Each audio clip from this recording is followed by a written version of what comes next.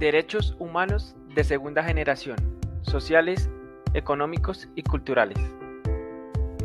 Los derechos económicos, sociales y culturales son los derechos relativos a las condiciones sociales y económicas básicas necesarios para una vida en dignidad y libertad.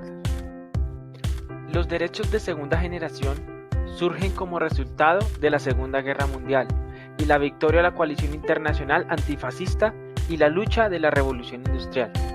No obstante, entrarían en vigor por las Naciones Unidas hasta 1976. Tienen como objetivo fundamental garantizar el bienestar económico, el acceso al trabajo, la educación y a la cultura, de tal forma que se asegure el desarrollo de los seres humanos y de los pueblos. El conocimiento de la historia de los derechos humanos fue posterior a la de los derechos civiles. Estos derechos fueron incorporados poco a poco en la legislación a finales del siglo XIX y durante el siglo XX. Tratan de fomentar la igualdad real entre las personas, ofreciendo a todos las mismas oportunidades para que se pueda desarrollar una vida digna.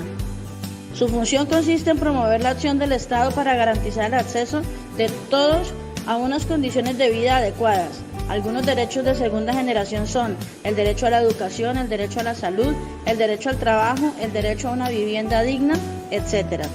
Hoy vamos a conocer la Revolución Industrial. Llamamos Revolución Industrial a la etapa de la historia que va de 1780 a 1850 y que se inició en Inglaterra. Durante casi toda la historia de la humanidad, la vida se había basado en la agricultura y la ganadería. A finales del siglo XVIII, el inglés James Watt inventó, o mejor dicho, perfeccionó, la máquina de vapor. Hasta entonces, los artesanos se habían dedicado a la fabricación de utensilios con sus propias manos en pequeños talleres. Pero con la llegada de la máquina de vapor, eso cambió para siempre.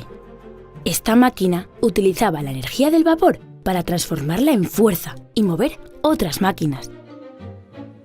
Estas nuevas máquinas se aplicaron a la industria y empezaron a hacer el trabajo que antes hacían los artesanos, por lo que los pequeños talleres artesanales fueron desapareciendo, dejando paso a las grandes fábricas.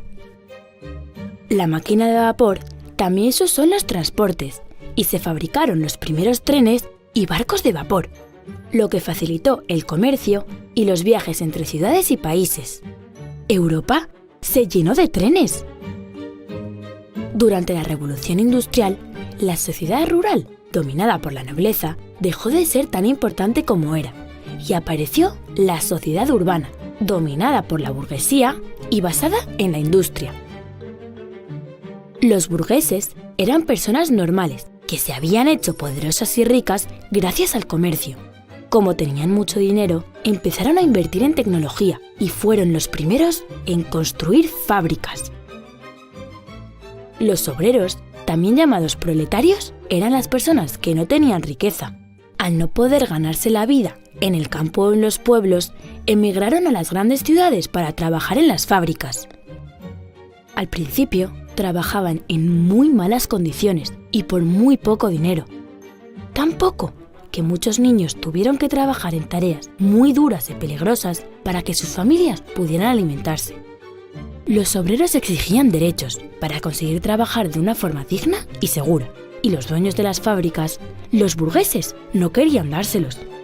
Después de muchos conflictos, huelgas y peleas, los obreros consiguieron que las jornadas de trabajo duraran 8 horas, poder descansar los domingos o tener días de vacaciones, y también proteger a los niños para que no tuvieran que trabajar.